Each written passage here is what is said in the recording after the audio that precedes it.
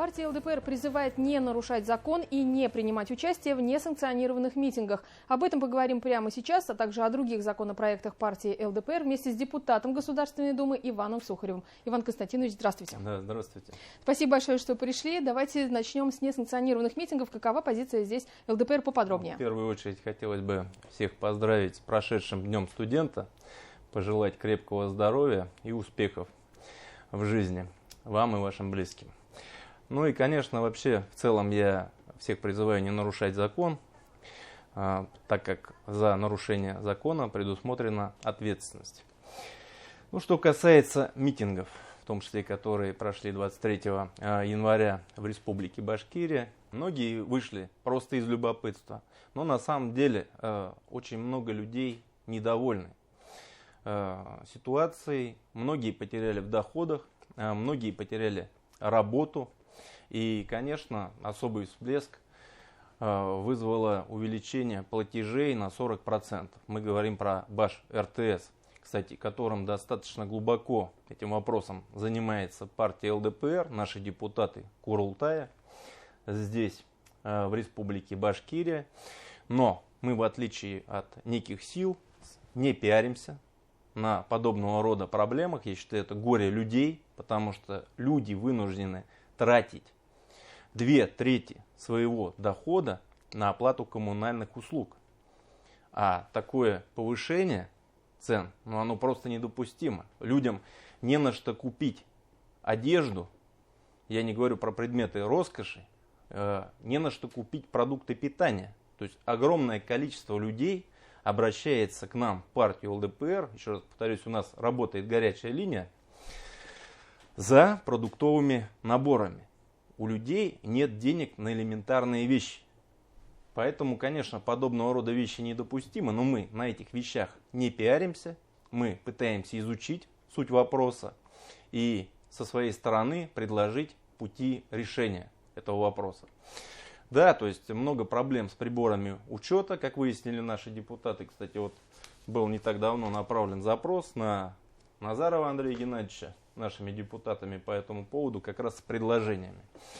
Да, с управляющими компаниями есть очень много вопросов. С ТСЖ зачастую даже вот протоколы общего собрания эти люди подделывают. Непонятные ребята в итоге оказываются в правлении. Но хочу напомнить, что с 2015 года протокол общего собрания жильцов – это официальный документ.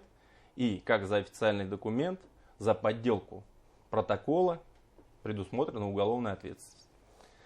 Иван Константинович, давайте продолжим немного тему с молодежью. Да? Мы знаем, что в Госсобрании внесен законопроект, согласно которому предлагается ввести снова графу прилежания. То есть, если у человека, у школьника либо студента будет нарушение административного либо уголовного кодекса, то у него будет минус балл при поступлении учитываться на ЕГЭ. Как вы оцениваете такую инициативу? Да. То есть при всем уважении к автору этой инициативы, я оцениваю ее как чрезмерную, и я считаю, что это, конечно, перебор. Потому что, на мой взгляд, молодежью надо заниматься. Вот, в частности, партия ЛДПР является прекрасным трамплином без коррупции и кумовства для молодых ребят. То есть, в частности, Дмитрий Иванов, самый молодой депутат Курултая, пришел, поработал простым активистом, был помощником моим, стал помощником Владимира Вольфовича Жириновского и сейчас является депутатом Госсобрания Республики Курултай собрания. Собственно говоря, вот вам, пожалуйста, пример такого социального лифта. И помогает гражданам, то есть, которые к нему обращаются. В том числе вносят законопроекты. У нас достаточно дружная команда. Еще раз хочу повторить, самая молодая фракция в Госсобрании – это фракция ЛДПР. То есть вот, пожалуйста, пример. Институт мировых цивилизаций. Единственная партия провела бал в День студента. Понятно, что мы соблюдали все меры предосторожности, все меры безопасности. Но между тем, то есть это, наверное, единственная парламентская партия, которая уделяет столько внимания молодежи. И действительно является настоящим лифтом для молодежи. Кроме того, вот я являюсь сопредседателем оргкомитета конкурса «Юный техник-изобретатель». И ребята, которые там участвуют, им есть чем заняться. Более того, здесь предлагается отнять баллы по ЕГЭ и отчислять за участие в митингах, а мы предлагаем наоборот за победу в нашем конкурсе дополнительные баллы к ЕГЭ, ну и вхождение в реестр талантливых детей России. Вот в следующем году мы будем проводить конкурс, сейчас идет работа над тем, чтобы ребята, которые являются призерами республиканских конкурсов, все оказались в лагере Артек, небезызвестном. Я считаю, очень хорошая инициатива. Для ребят это огромный стимул. То есть мы им предоставляем возможности, им есть чем заниматься. Творческие люди, которые являются будущим для нашей страны. Что касается молодежи этого законопроекта, хотелось бы сказать, что вот я увидел один ролик, где девочка говорит, у нее берут интервью, у нее спрашивают, каким образом вы здесь оказались. Она говорит, ну понимаете, вот в ТикТоке звали, говорит, здесь будет дискотека, но здесь на самом деле, извините за выражение, тухляк. Поэтому я ухожу. Ну и что мы будем таких молодых ребят отчислять из вузов? Совершенно посторонний человек. Случайно оказался на улице, случайно оказался в толпе. Конечно, это недопустимо. Здесь наша недоработка в том, что мы мало внимания уделяем молодежи. То есть понятно, что была пионерия, был комсомол, но вот сейчас, к сожалению, здесь большой пробел у нас. И мы со своей стороны, со стороны партии ЛДПР, стараемся заниматься молодежью. Владимир Вольфович Жириновский постоянно общается с ребятами, в том числе в вузах. И мы являемся социальным лифтом для молодежи, прекрасным социальным лифтом. Кстати, хочу отметить, что и фракция ЛДПР в Госдуме является также самой молодой. Иван Константинович, по законопроектам, что сейчас у вас находится в работе? Собственно говоря, если мы остановимся на федеральной повестке, не так давно я вышел с предложением увеличить срок уплаты штрафа со скидкой по нарушениям ПДД с 20 суток до 40 суток. Эта инициатива вызвана тем, что люди потеряли в доходе, и многим тяжело, достаточно сложно найти человеку, у которого доход 10-15 тысяч рублей, 3-2 тысячи даже. То есть ему надо дать время, мы не освобождаем от уплаты штрафа, то есть он от ответственности не уходит. Мы просто предлагаем этот срок несколько раз сдвинуть, с 20 до 40 суток. Ну, кроме того, не так давно я вышел с инициативой освободить от уплаты госпошлины тех, кто впервые регистрирует ООО, либо ИП. Тоже важный шаг, потому что надо людям дать возможность, у которых не хватает денег, чтобы они в этот сложный период могли открыть свое дело. И вот этот первый шаг надо простимулировать. Я считаю, что это достаточно неплохой вариант для стимуляции открытия своего дела.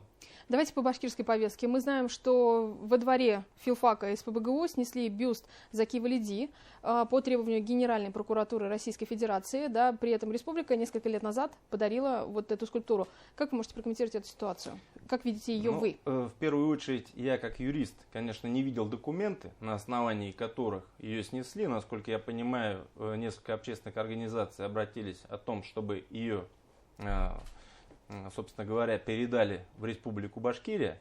Но хочу напомнить, что у нас на сегодняшний день улица Фрунзе в прошлом переименована в Заки Валиди. То есть и не так давно. Много есть людей, которые, собственно говоря, с уважением относятся. Есть вариант открыть архивы, посмотреть, кто этот человек был на самом деле. Но документов я не видел. Но хочу отметить, например, на примере сноса памятника Колчаку в Стерлитамаке. Вы знаете, да, то есть был в свое время установлен бюст этому человеку. Там просто было нарушение закона. Всего-навсего. Он был установлен с нарушением закона. И именно в связи с этим его было решено снести. Но мы посмотрим на названия наших улиц, давайте. Например, Софья Перовская. Очень много вопросов у детей. Твой ребенок спрашивает, а это кто такой, извините? Ты говоришь, это человек, который пытался и убил царя. давайте отбросим слово «царь». Ну, не царь и убийца, но просто убийца. Ну, как ребенку можно объяснить, что улица названа фамилией убийцы? Ну, это вот неправильно. Здесь вот надо более внимательно подходить к названиям улиц. Какое дальнейшее развитие ситуации здесь может быть? Как думаете? Вы про памятник? Да, про памятник. Но мы ждем. Ожидаем. В целом, по Башкортостану какие планы в ближайшее время? И вот у фракции, у самой молодой фракции в Курултае? Ну, хотелось бы отметить, что несколько законопроектов было принято, в том числе поддержано наших законопроектов большинством. Это запрет энергетических напитков для продажи лицам младше 18 лет. У нас был поддержан наш законопроект по поводу освобождения электромобилей от транспортного налога.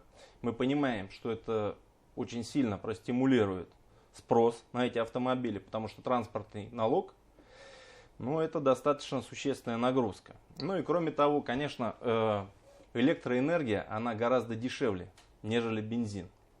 Поэтому я считаю это правильно. И еще такой вопрос здесь, который мы затрагиваем, это вопрос экологии. Очень важный вопрос для нашего города, потому что сам я родился и вырос в Черниковке, и не понаслышке знаю и прочувствовал на себе слова песни нашего уважаемого Юрия Шевчука «И ветерок отравленный глотали мы из горлышка». Поэтому такие важные инициативы.